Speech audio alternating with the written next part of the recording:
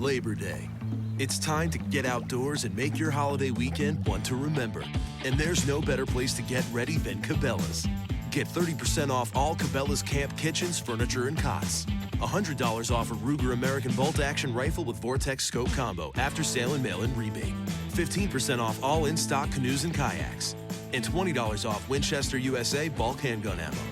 Hurry in and gear up for Labor Day weekend at Cabela's.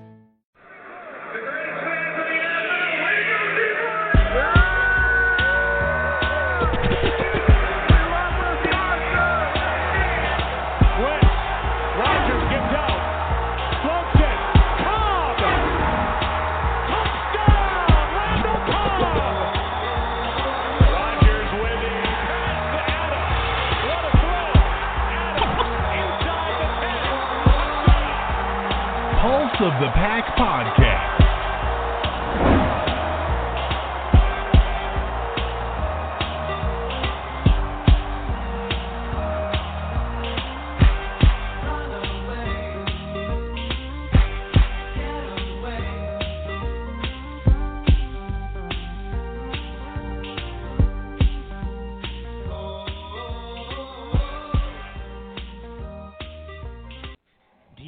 Experience the thrill of a Packers game at Lambeau Field? If so, be sure to get your game tickets from the longtime trusted source in Wisconsin, Ticket King.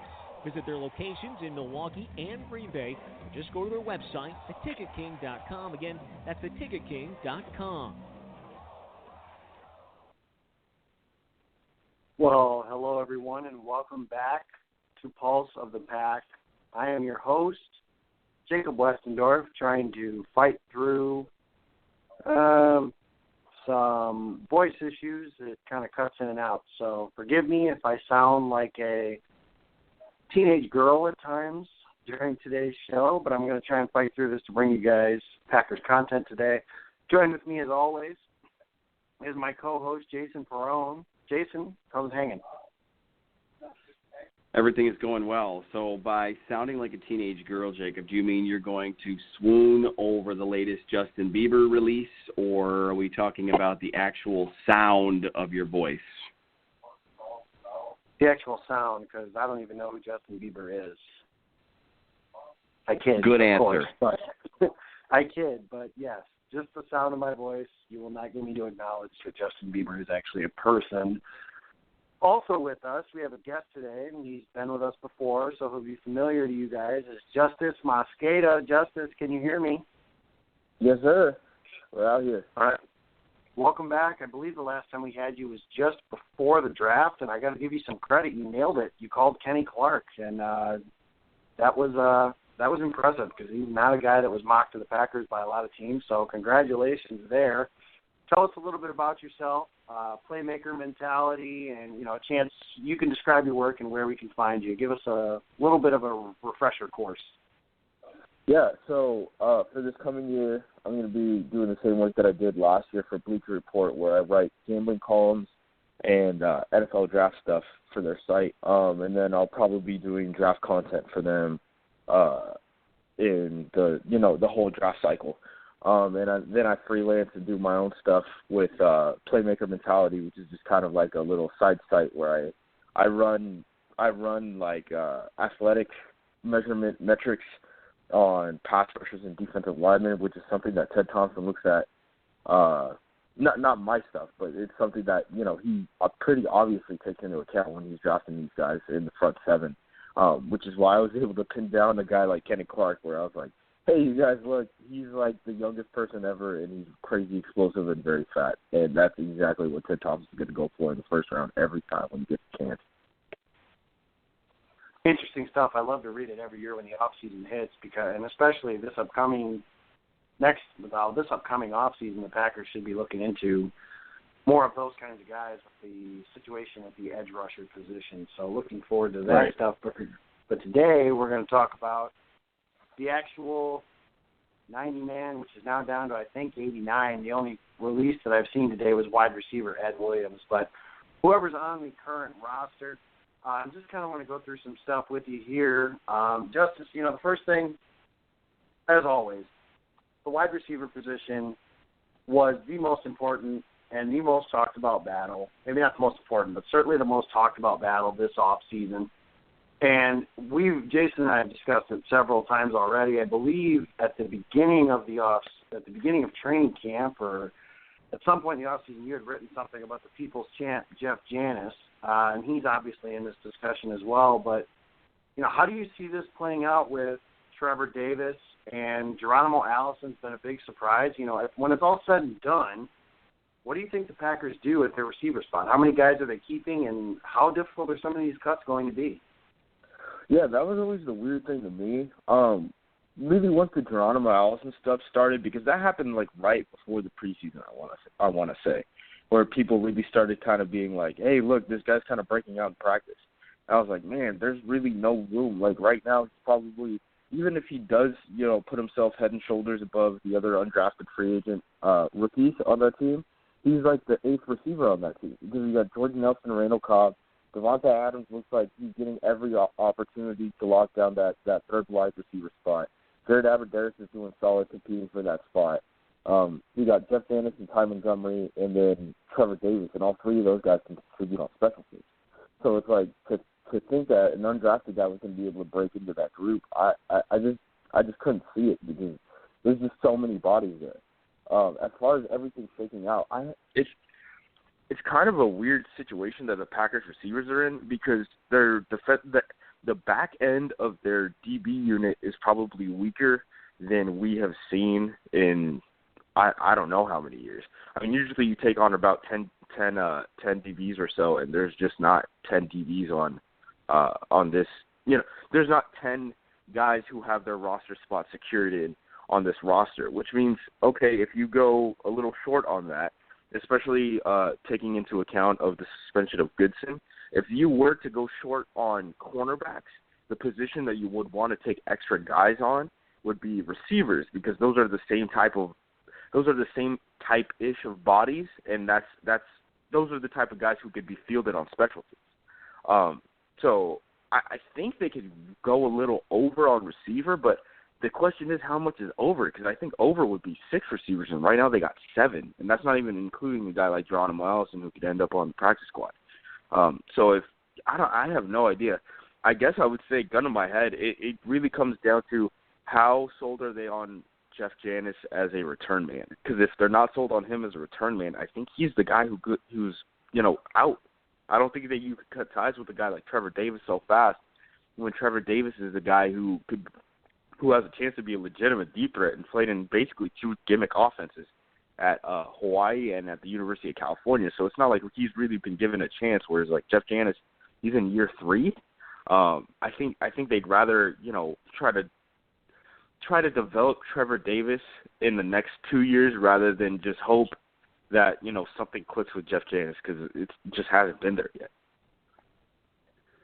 Hey, Justis, it's Jason. Thanks for coming on. Always good to chat with you. And so to take that a step further, because I agree with a lot of the points that you made there, do you think, knowing what you've seen from Allison and the chatter that's going on around, I mean, you're very connected to a lot of other NFL analysts, those that cover the league, do you think the Packers would be able to successfully keep Allison on the practice squad if that's where he ends up?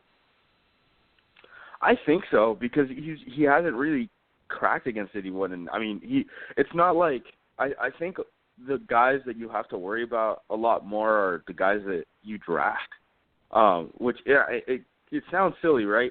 But the fact that he wasn't drafted means that every single team passed up on him. You know what I mean? Like, passed up on him 7 times. I think he's the type of guy who could end up on a practice squad. Yeah, I don't think that he's going to end up on because he doesn't really bring much as a return man or anything like that. So if he's going to be a low end roster guy, you kind of want to play him, or he's just going to be an inactive. And I don't really see why a team would go that route. Yeah, and I asked that question more for our fan base because Packers fans listen to Packers coverage, so. As you're watching preseason games and you're listening to all the podcasts and all the analysis afterwards, there's a lot of opinions on these players.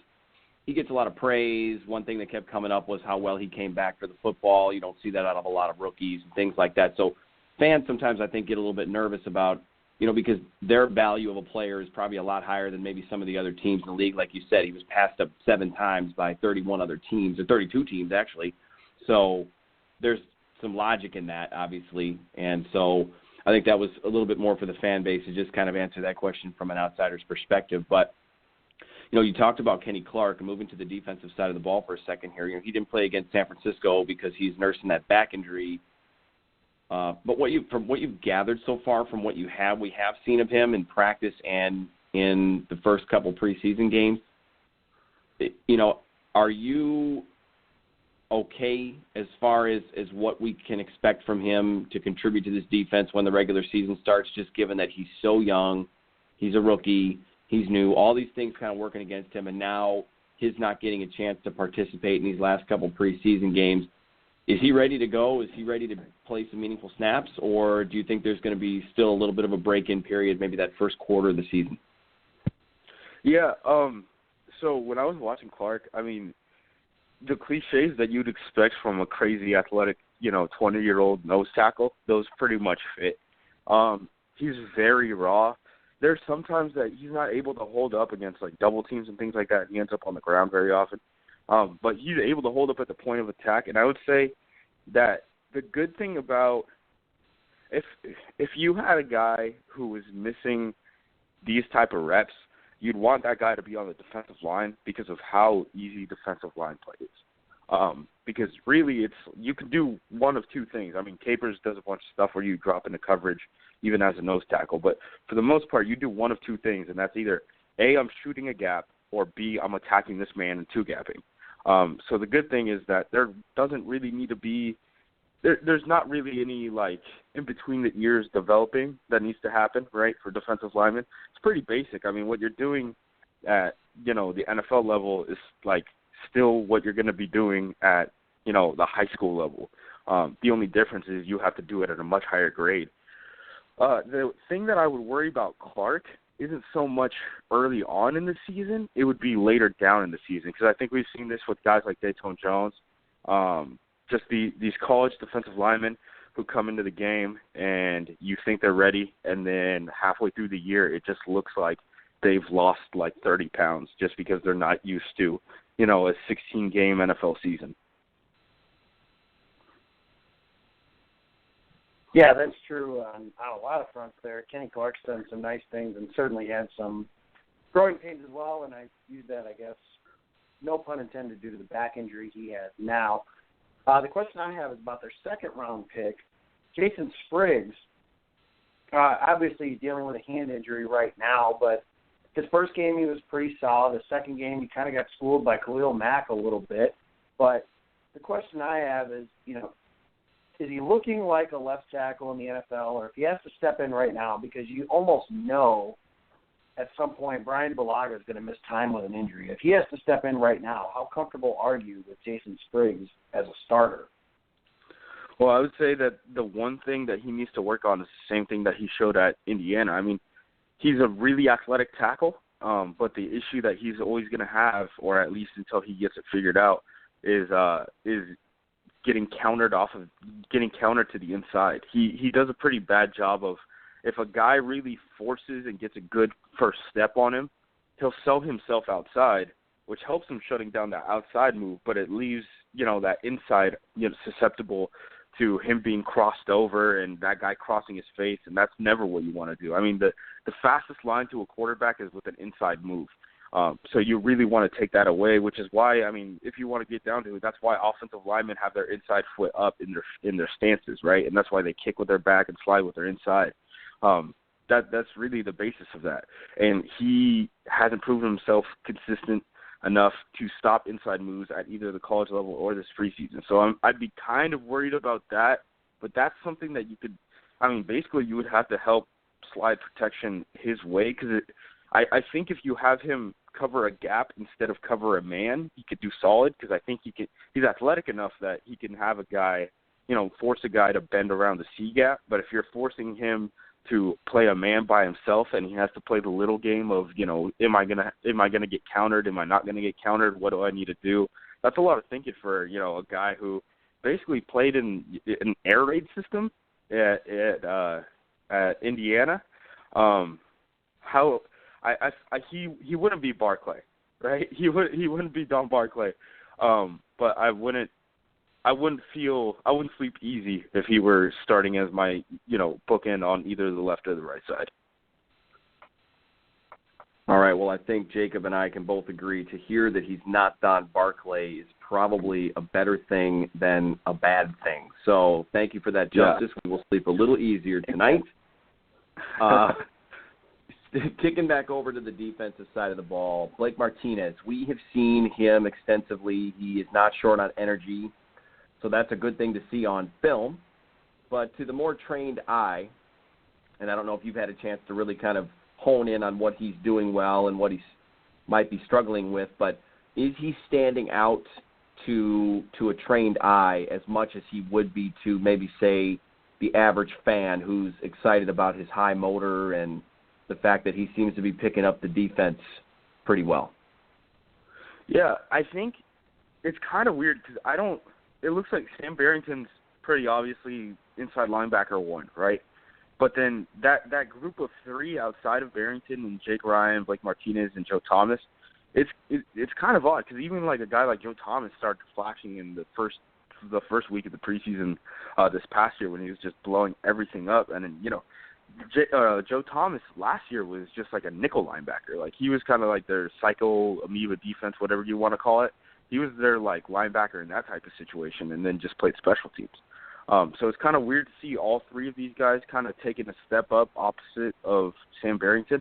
The thing about Martinez is Martinez isn't going to be able to cover very well, which, I mean, that's whatever. Every team in the league, I know Packers fans think that this is something that's unique to them, but every team in the league, they complain about their coverage of linebackers. So I'm not worried too much about our inside linebackers not being able to cover, especially when in this Dom Capers defense. I mean, in this Dom Capers defense, everyone has to be able to drop into coverage and everyone has to be able to blitz. That goes down to nose tackles and that goes down to outside cornerbacks. The thing with Blake Martinez is he's really good blitzing. So I think that's almost a trade-off. If this team wants to start Blake Martinez, I wouldn't be opposed to it at all. I mean, really at this point, I really don't see any difference in talent. You can see difference in attributes, but difference in overall talent between like a Jake Ryan, a Joe Thomas, and a Blake Martinez. I think for where they selected him in the 4th round, I think they're getting pretty good investment off of it. Definitely. That's the first guy that everybody seems to have their eyes on because he's the biggest perceived weakness on the roster. The inside linebacker. We've been talking about that since probably the days of Desmond Bishop. So I was going to say, since the Super Bowl. It's been quite some time.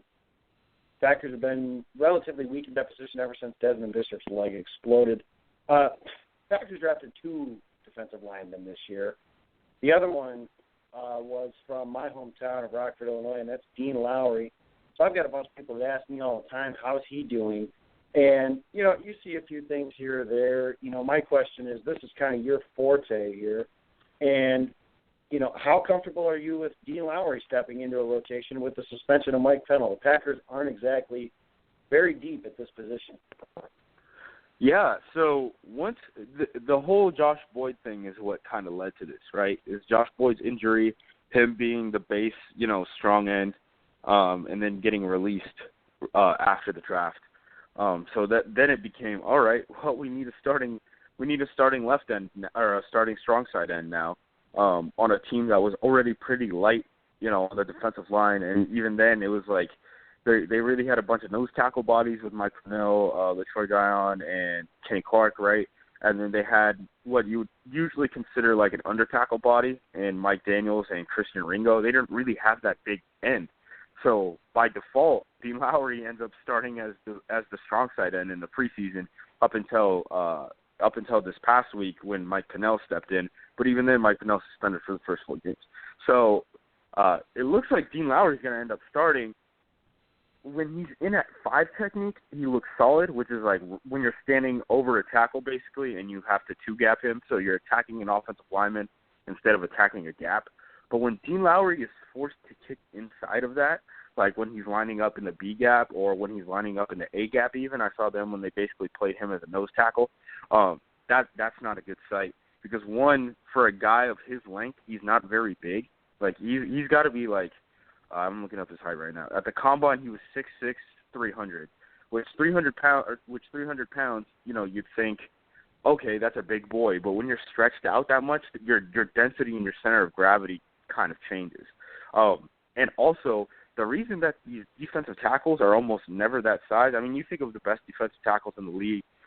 You think of under tackles like, you know, Aaron Donald, and you think of guys like Geno Atkins. Those guys are smaller, and the reason for that is it's easier to get, you know, correct pad leverage with that, right?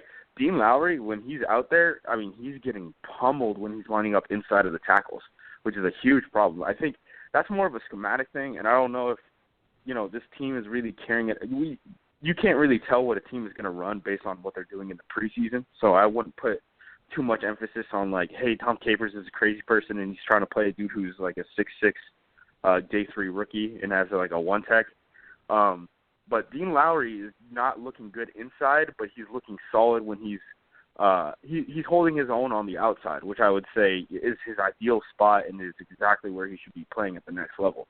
I guess it really just comes down to how Tom Capers is going to use him in the regular season, but that's not something that we're going to be able to answer at any point right now.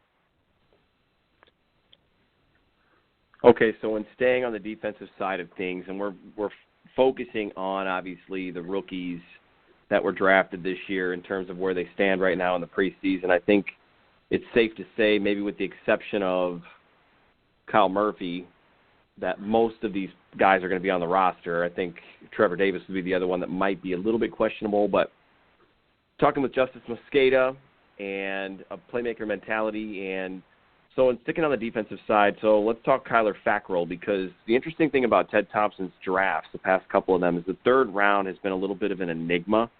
I think back to 2014 when he took Richard Rodgers and Kyrie Thornton in the third round, both of which were head-scratchers at the time. Richard Rodgers is still with the team, but clearly hasn't taken a hold of and is not a true number one tight end. So was he overdrafted? Kyrie Thornton isn't even playing on this team anymore, although he is still in the NFL. So you've got Kyler Fackrell, who was picked in the third round, and was another guy that I don't think, unless you're maybe a you, Justice, or somebody else that's really in tune with the draft, was a known entity to a lot of Packers fans. So, you know, he's looked okay. He's fared okay against the second and third units. He's not playing much with the ones, at least in these preseason games. So is he ready to play meaningful snaps? Because he's going to be on the roster. He's definitely going to be a part of the rotation. Do you see the fundamentals from him in the limited sample size that you've got, that he's going to be able to step in and spell a Nick Perry or a Clay Matthews if he should need to, and maybe make an impact play or two each game? So the thing about the drafting of Kyler Fackrell is it kind of cemented a trend for Ted Thompson in recent years, where he's kind of using these mid-round picks on, like, reclamation projects. So, like, Kyler Fackrell, when he was, I want to say he was a freshman, he really kind of broke out, and people were talking, there's a potential first-round pick out there at Utah State. And that kind of aligns with, like, the whole Ty Montgomery thing. I mean, Ty Montgomery was talked about as a potential first-round receiver before he added all that weight his last year at Stanford. And then, Jake Ryan last year, too, who had injuries at Michigan and ended up playing at, like, 3 different positions in his college career. So I wonder if Ted Thompson moving forward is going to try to take those fallen stars in the 4th, 3rd round type range. The thing with Fackrell's he's a solid pass rusher now. He's not what he used to be, and I think if you want to get down to it, if you want to go back and look at what he looked like against USC earlier in his career compared to what he looked like in his senior season, you'll see 2 very different players. The upside for Fackrell is gone now, but he's a guy who can fill a hole for you. He could be like a baseline type of player, but he's never going to be anything special, which for me is kind of weird to find a spot for him on the roster. He's almost like, remember when Carl Bradford was drafted a couple years ago in the 4th round, and he was like, all right, he's going to be a pass rusher. And there just seemed to be no spots for him, and then last second he ended up getting moved to inside linebacker. That's almost how I feel with Kyle Fackrell, but I don't think he could play inside linebacker. That's the problem I have with him. He's kind of big. Kyle Fackrell's kind of an odd guy, too, because I went down to the Senior Bowl in the Senior Bowl Media Day interviews and things like that, people were asking him if he felt more comfortable as a pass rusher or as someone who dropped into coverage. And he said he was more comfortable dropping into coverage. And this is a guy who was a former high school safety. He's now like 24 years old, so he's he's kind of like an overaged guy who doesn't really have that big of an upside, and he's kind of playing in a loaded unit. I mean, if you want to just go down like 1 through 6 on the Packers depth chart at outside linebacker, it's like Clay Matthews, Julius Peppers, Nick Perry, Dayton Jones. And Dayton Jones is looking really good. Jaron Elliott, who everyone loves, and like even a guy like McCray. Like I think McCray's outplaying him right now. So like I really have no idea what you do with Fackrell, because Fackrell, like we were talking about earlier with the receivers and Geronimo Allison, Fackrell's the type of guy who will not make a practice squad. Fackrell is a guy who's going to get picked up if he ends up getting cut. But what do you do with him? I mean, do you sit on 7 outside linebackers and he's like, he's a healthy and active every week? Because I'm kind of perplexed by that, and I think we'll get a better feel for that when we see who the special teamers are for week 4. That's usually a pretty good tell of who is going to make the team or not. I know who is it? Someone typically charts everyone's like 53-man roster predictions, and really the easiest way to figure out the bottom end of the roster is look in week 4 and try to figure out who's on special teams. And if things make sense and the numbers make sense, then that's pretty much how it's going to go. The outside linebacker spot, I mean, a lot of depth there, but also, like you said, you really want to sit on 7 of those guys, and one of them may not even get onto the field. And, the other thing that everybody looks to the preseason for is, because it really is a necessary evil, is the undrafted free agents. We kind of talked about Geronimo Allison earlier, but instead of asking you which undrafted free agent most likely makes the roster, and aside from Geronimo Allison, because we just talked about him, give us 3 or 4 names that should at least be in the conversation. Yeah, so I think Demetrius Anderson makes a lot of sense. Just because the team is just so light at defensive line. They really like going into camp. The 2 spots that I looked at and said, all right, there's gonna like a undrafted free agent has to make this team from these positions. It was always DB and interior defensive line. So a guy like Demetrius Anderson, he's been looking solid. He's been getting reps with the 2s. I think he's probably going to end up making the team, at least temporarily, while Mike Pennell is hurt, because you have to at least go 3 deep at that defensive line position because of how – I mean, the defensive line, you have to rotate more than any place else in the league just because it's those big guys doing crazy athletic things over and over again. Those guys just have to be subbed out quick. And right now, they don't have 9 guys that are worth rostering. It's probably going to end up being like something like Guyan, Daniels, Lowry, Clark, Anderson, and Ringo. And that's only like 6 guys, not including Pennell, who's on suspension. After that, I think the other guys that should be getting a look are the corners. Josh Hawkins. He's probably the corner who separated himself from the others. He's not really like getting Ladarius Gunter type of hype, but I think he's pretty clearly like that number 1 undrafted corner type. We already mentioned Geronimo Allison. I mean, I'm not opposed to using a roster spot on Callahan at this point. Have you guys? I mean, I'm sure you guys you're kind of in the Packers fan echo chamber, right? So, what are Packers fans saying about Joe Callahan? I mean, a lot of the stuff I'm reading is like jokes with Marcus Eversole about how they should trade him for a first-round pick, but and clearly I'm assuming and hoping those are in jest. But, I think a lot of people are kind of under the impression that Callahan only makes the roster if Brett Hundley's ankle injury is a serious deal and he can't be ready for week 1. Well, and to piggyback off of that, I think Packers fans get excited about Callahan. He's far best I've heard because he throws on the run well. He throws across his body, and he actually throws catchable passes. And Packers fans, they get attached to these guys. They don't want them to get snatched up by another team, but obviously the Packers have to be smart about what they do with that spot. Yeah, the only thing that I would say that would help his case to make the roster is the two suspensions, right? It'd be the suspension to Mike Pennell and then the suspension to Goodson, and Hunley's injury. Because if you want a guy who you can get on the roster for, temporarily for 4 weeks, and then you have an auto out for him and you can move him onto the practice squad, while every other team has already established their practice squad and doesn't really want to rock the boat, that's the way that you would do it. Yeah, definitely. Callahan is, I don't know. I remember probably the first game and then most of the second game, I'm kind of sitting there watching him and, I'm tired of watching this guy run around. I want to see the receivers do a few things. And, last week he really did some nice things with his arm. I know he still had some of that schoolyard stuff where he's running all over the place and throwing the ball across his body, but he made some plays with his arm. Geronimo Allison made some plays in the game. Devontae Adams had a chance for a big touchdown that he dropped. And there were some others. He made a nice throw up the seam to Jared Cook. He's done some good things, but ultimately I do think he's a guy that probably ends up on the practice squad, and then see what you got with him next year in the preseason, assuming, Brett Hundley's still around. The reps will probably be limited. Right. Right. So that's an interesting name because I really thought that the Packers just kind of were like, okay, Aaron Rodgers and Brett Hundley are on the roster, and we brought in Joe Callahan and Marquise Williams because who really cares? We need somebody to play in these 5 preseason games. And someone's got to throw at practice. Yeah. We got these 2 guys, and we'll just kind of throw them out there, and whatever the hell happens. But kudos to Callahan. He's made a decent run and at least a decent argument to be on a roster somewhere, even if it's not in Green Bay. And he certainly made an argument to be on the practice squad here.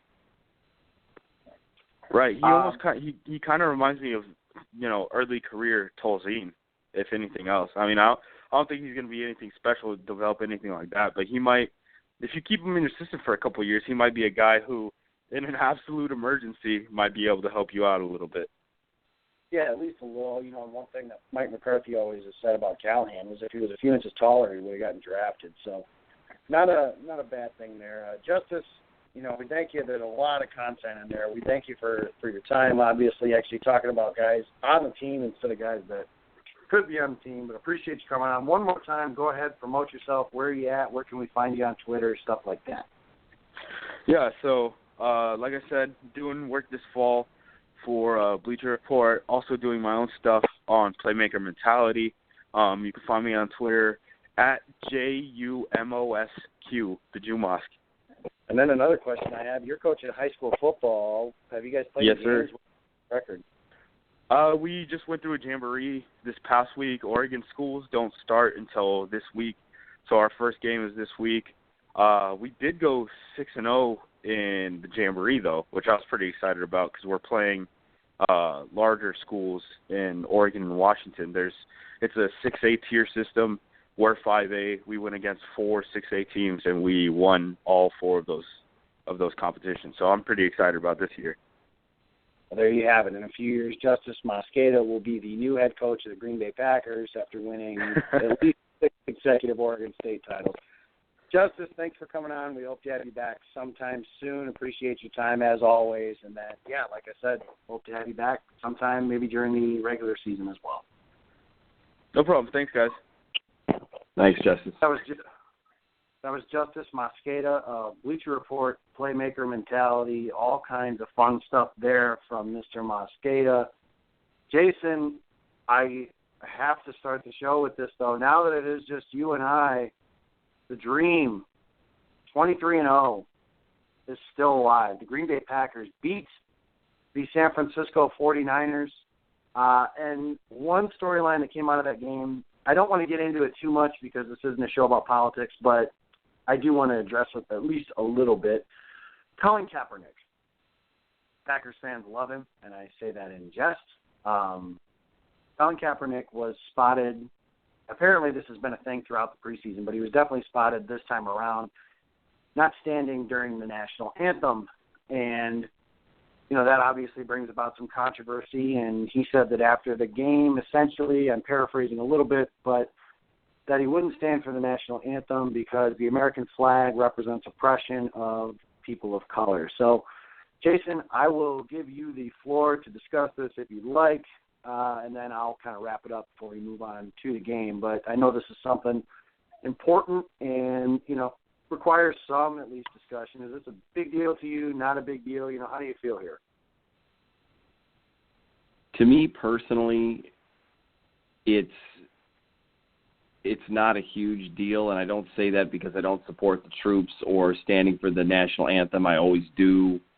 I always take my hat off and sing along because I feel strongly about that. But one thing that gets lost in this whole thing is that you've got the argument of not standing for the anthem instantly means that you don't support the flag, you don't support the troops, you're spitting on everything that they do overseas to keep us safe and all the freedoms that they've fought for us to have, one of which is freedom of speech. So it's kind of difficult because you have to really take a step back and take the emotion out of it, which is hard to do when it comes to our country and the flag. It's one of the biggest symbols that create emotion in our lives. But when you take all of that away from it and you really step back and think about it, one of the reasons why and one of the things that our troops have fought for and all of our forefathers and those that came before us fought for was for us to have a choice of how we express ourselves. And this is Colin Kaepernick making a statement, and I don't know him as a person, but I don't believe in his heart that he doesn't support American troops. I don't think that's his message at all. I understand those who think it is and who feel that way and feel that it's strongly about it. But, let's remember, Kaepernick was raised by white parents, and I really don't believe that he's spitting on troops. I think he basically is trying to take a stand here with the recent issues that have gone on in the U.S. with these unfortunate deaths of these black men who've been killed by the police, and then we had the huge massacre in Dallas and all those things that have prompted a bunch of opinions and protests and no shortage of words on them on social media and everywhere else in the news, and you've got athletes standing up and talking about it. It's Colin Kaepernick expressing himself. I think it's easy to not like him because some Packers fans just don't like him because of what he's done to the Packers in the past. Maybe you don't like him as a person. Maybe you hate the fact that he's got tattoos all over himself and he wears his hat sideways slightly and you don't like his smug attitude. But at the end of the day, to me, it's him expressing himself, and that's what he's trying to do. And hopefully we can focus on football here because he's a football player. I don't know him as a person. Don't necessarily want to know him as a person. So to me, we can kind of end the conversation there. But that's my take on it. And again, it's not a lack of support for. I'm not supporting what he's doing. I'm not saying I would do the same thing, but that's what I see as his intention and his motive. Good stuff there, Jason. And here's my take to some degree is, I'm kind of with you. It's America. This is a free country. He is free to do whatever it is he feels is best as long as it doesn't infringe on someone else's rights. Obviously, it's a free country. We're allowed to, like you said, express yourself as much as you want. However, the one thing about this that I think a lot of people forget when it comes to something that we disagree with, we always say, did that person do anything wrong? They're free to do whatever they want to do. That's true, but I am also free to criticize him if I so choose. Now, I'm not going to overly criticize him because I don't think that's necessarily my place, because here's my thing. I'm just like you, Jason. I stand for the national anthem all the time. I take my hat off. I close my eyes. I sing along. Similar to what you're describing. I also can acknowledge the fact that racism is a thing across the board in the country, and that's a big deal.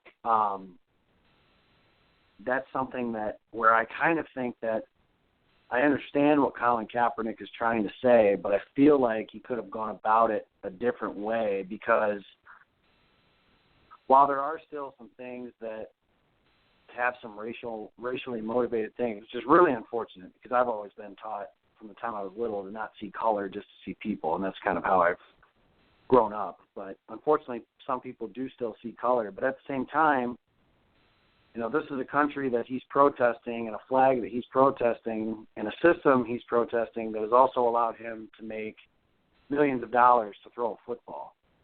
And that's where I feel like his message isn't necessarily all wrong, but I feel like he could have done it a far different way. And that's how I feel about it. Feel free to chime in on that at Packer Pulse. How do you feel about Colin Kaepernick and his stance against the national anthem? And the only thing I ask, please, please, please keep it civil, because something I did see after the game was Colin Kaepernick's Twitter feed. You see some stuff hoping that he breaks his leg, he tears his ACL, uses racial slurs, stuff like that. And that will not be tolerated. You will be blocked immediately and reported to Twitter for that. So if you have an opinion, feel free to share it. Just keep it clean. That's all we ask.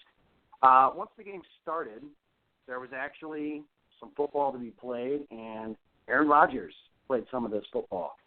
The first possession was a little sloppy. Davante Adams had a big play on a smoke screen that was called back because of what Rodgers called a phantom offensive pass interference play, and I felt the same way about it. But the problem is the Packers aren't going to get the benefit of the doubt on plays like that anymore because they run them so often, and teams have complained about it enough to where now they don't get the benefit of the doubt anymore. So that's how that went on the first possession. The other thing is Jared Cook continues to impress. And he looked really good with Aaron Rodgers, and he converted a third down, which is something that the tight end didn't do a lot of last year.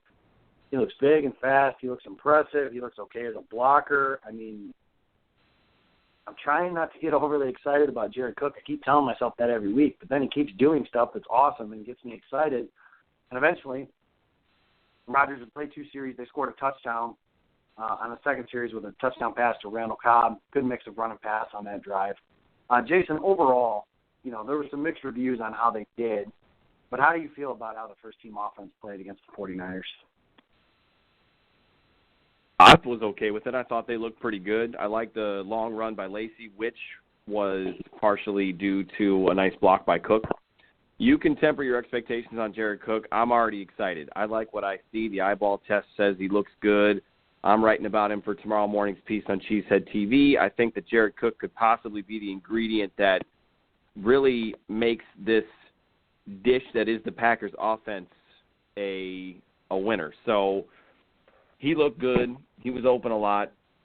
Caught everything that came his way. Yeah, I think you're right, Jacob. I think the Packers are going to have to be really careful how they run their screens and really just make sure that at least when the Zebras are around that they're not getting on their blocks too soon. I think they'll give them a little bit of leeway because that's just the way that the offense works these days. You've got bigger defensive backs. You've got faster defensive backs. Offenses have to get more creative to try to open things up. And let's be honest, the NFL wants offense.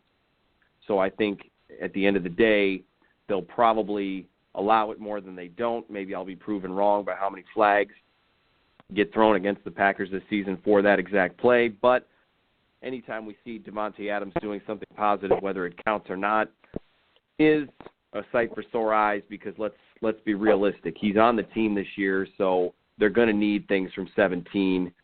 And so as far as the first team goes, I've started kind of watching the line at the snap, and I thought that they controlled the point of attack pretty well. There were some shaky mixed reviews on the offensive line and how they did. I thought they did okay. They didn't play much. I mean, I guess the first quarter is a decent amount, but I think these guys are also trying to kind of bide their energy and their effort and save it for the regular season opener and for the regular season. So they got in the end zone. Cobb got in there. It was nice to see some of the usual standbys working, but to see a tight end working in this offense again, and, conjures up memories of another tight end that wore 89 back in the mid-'90s by the name of Mark Shimura. Obviously, Jared Cook, a completely different type of player, but Packers fans are used to seeing that tight end as a vital piece, and I think that we might see the return of that for sure this year. It certainly looks that way, and it's something that I'm looking forward to seeing more and more of with Aaron Rodgers. See if he's got that same rapport when the games count. There was some other stuff too. He made some nice blocks, like I said. Eddie Lacy had another 21-yard run. He was okay. Jared Abbrederis had a big touchdown from Joe Callahan.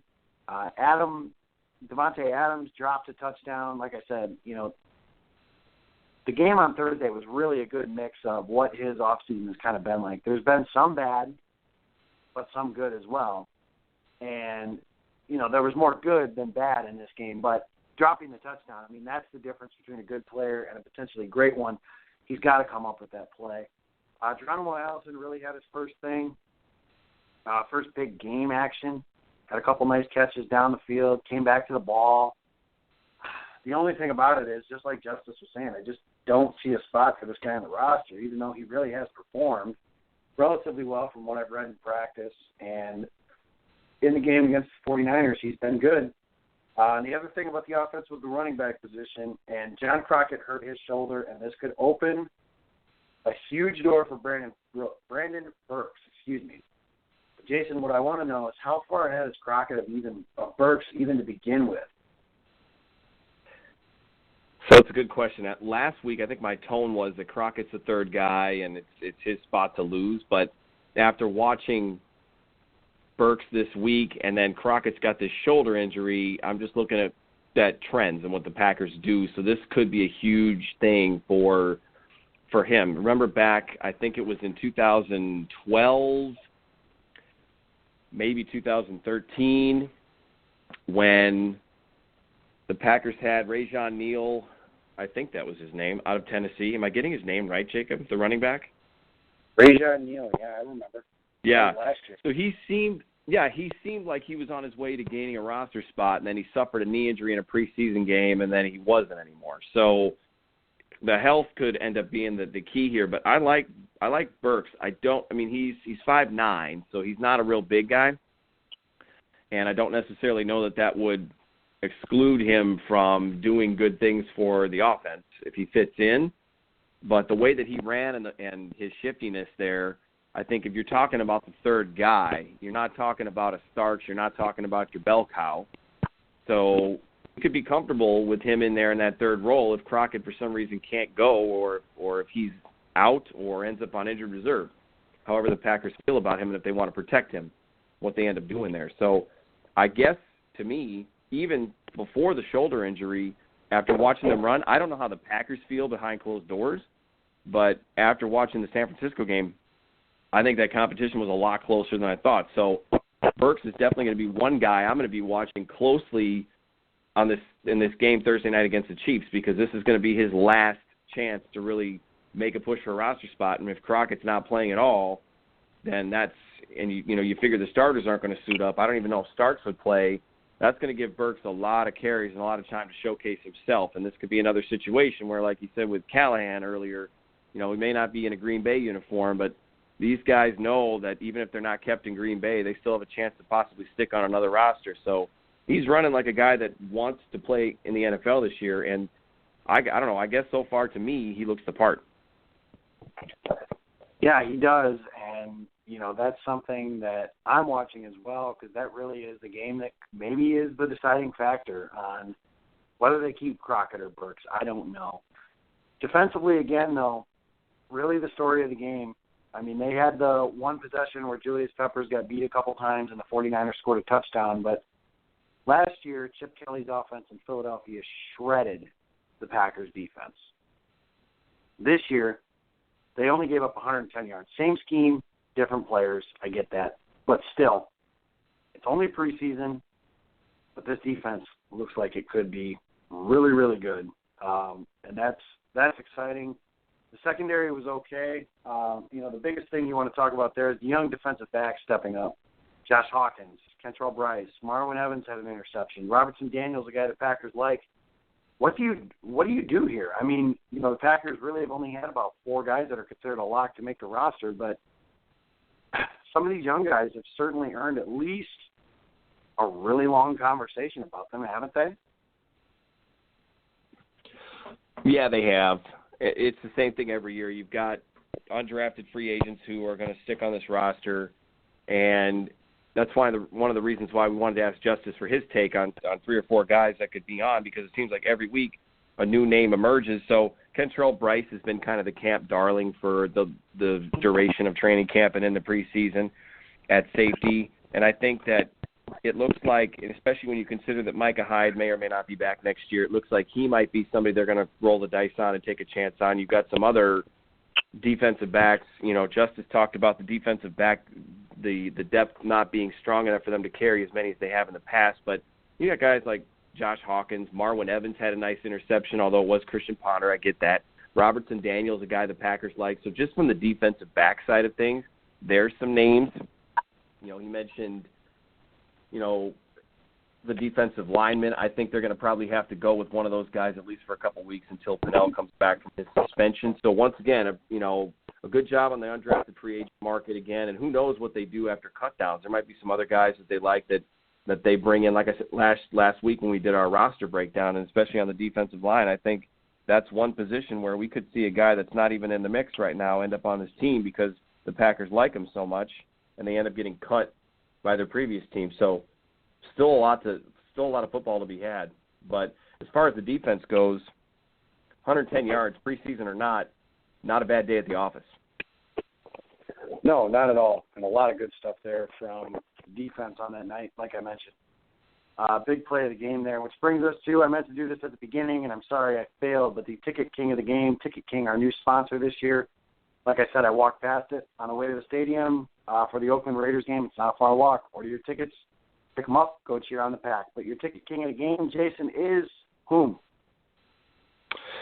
So, once again, I'm going to go with Jared Cook as my Ticket King of the game, only because he looks so good in the offense, looks so comfortable, looks like he's been with this team for years, and I'm excited about him as much as I know you want to try to temper the expectations. You're probably smart to do so until they get under the lights and it matters for real, but I really like the way he played. He lined up on the outside. He's a matchup nightmare for cornerbacks and defensive backs in general.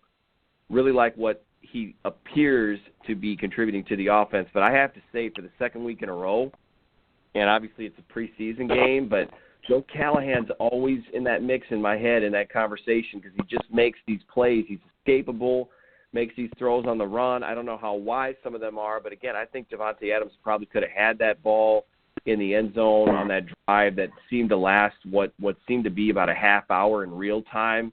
You know, Jacob, if you remember that drive, it just seemed like that the Packers had the ball forever, and that was another reason why I think they came out ahead. They kept their defense off the field. They kept San Francisco's defense on it, but going to go Jared Cook at tight end for my Ticket King of the game.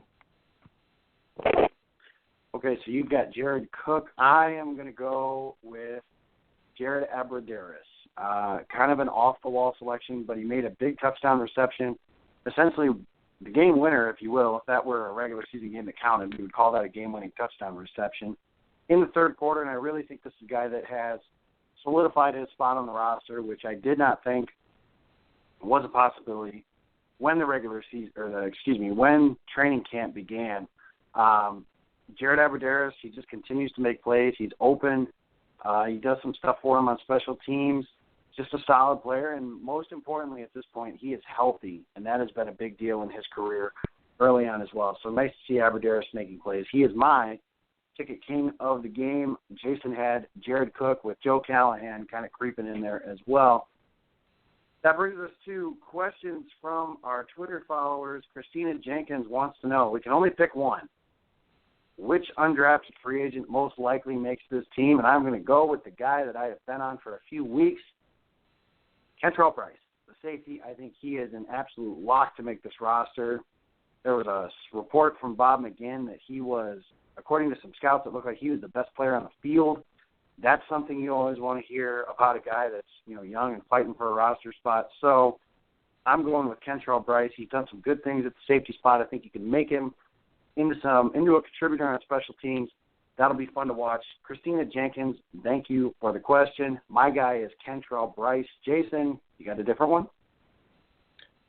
Well, it depends on if we're talking about who's most realistically going to make the roster or who I most want to make the roster. So if it's realistic and I want to be right, I got to go with you, Jacob, Kentrell Brice, just because he's gotten so much playing time, special team contributions. All the signs are there that he's on the Packers' radar and he's the guy that they may likely keep. If we're talking about who I most want to be on the team, as a former receiver myself, I don't feel like you can ever have too many. If they had 9, I'd want 10. So I personally hope that the Packers can find a way to keep Geronimo Allison on this roster and use him this season. I think that he offers a dimension that they haven't had in a while, which is a tall, bigger guy, and he's already shown some smarts and the ability to play above his stature as an undrafted free agent. So I'm kind of hedging my question there a little bit, but I'd go Bryce in reality, Geronimo Allison mostly out of desire. And then we got a last-minute question that came from John on Twitter. Thank you, John. He's at JCE0912. And, Jacob, he asks, how might Geronimo Allison fare on special teams? Is he somebody that could possibly replace Jeff Janis? No, because Jeff Janis is a really good special teams player.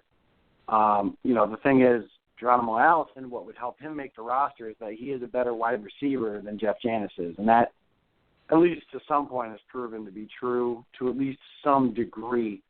But as far as special teams go, Allison hasn't been on a lot of those units. He doesn't offer much in the return game. So it's hard to see him replacing Jeff Janis. I'm sure that they could find a way to use him on a unit here or there, but he certainly wouldn't be a replacement for a guy that arguably could have been a Pro Bowler as a punt gunner last season. I don't know. I mean, I know they pick a couple guys for special teams, but not really like that. But if they had him, Janis would be that guy. So that's Janis's biggest contribution to this team is as a special teams player. Allison, for as many good things as he's done, I don't think he can replace him. But that's not a bad question. Jason, what do you think on that?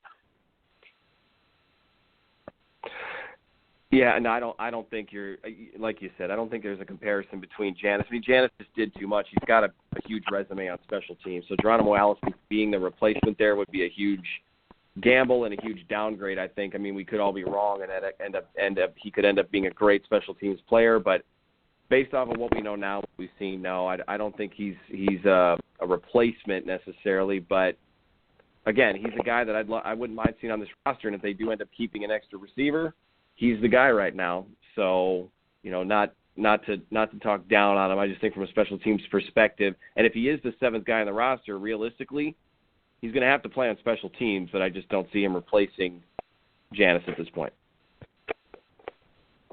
So there you have that. Thank you guys for the questions. You can send those every week at Packer Pulse. We will do our best to answer them on air, and that will wrap up today's show. The Packers take on the Kansas City Chiefs next week. Very likely to look like a skeleton crew, very similar to the first preseason game. Not a lot of starters, if any, as they're getting ready for the Jacksonville Jaguars. One other bit of news from today, Jordy Nelson does not expect to play in that game, so it looks like his first game back will be against the Jacksonville Jaguars. So that's when you're going to see Jordy Nelson, and the majority of the starters, again, is likely against the Jacksonville Jaguars in the regular season. And, we got one more preseason game to get through, and it'll be against Kansas City Chiefs in Kansas City on Thursday night, September the 1st. So that will be what to watch for. And that does it, like I said, for today's show. Check out PackersTalk.com, all your latest Packers news and podcasts. I mentioned the show, Twitter, at Packer Pulse. Follow me personally. I'm at Jacob Westendorf. You can follow Jason at Jason Perrone. We're getting close. And one other thing to remember is today is Sunday the 28th as we record. We will be back Monday, September the 5th at 7 p.m. to do our regular season show, Monday Night Football, Packer Pulse style, talking Super Bowl champs, talking division champs, and we will go through every single game the Green Bay Packers will play this year and pick winners and see, are any of us picking the Packers to win the Super Bowl? Find out on that night, Monday, September 5th at 7 p.m. Thank you guys for listening to this version of Pulse of the Pack.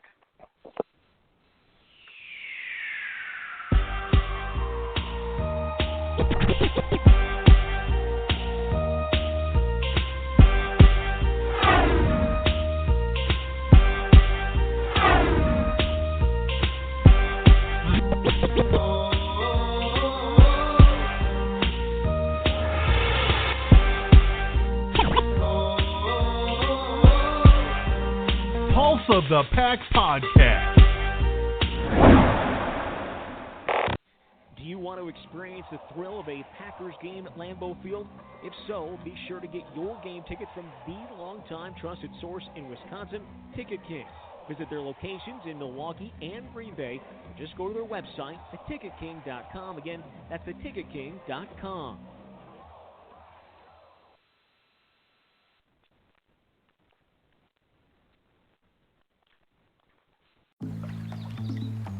Labor Day.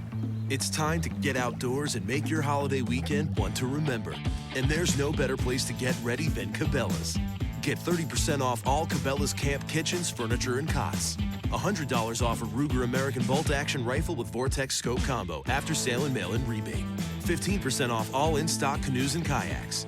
And $20 off Winchester USA bulk handgun ammo. Hurry in and gear up for Labor Day weekend at Cabela's.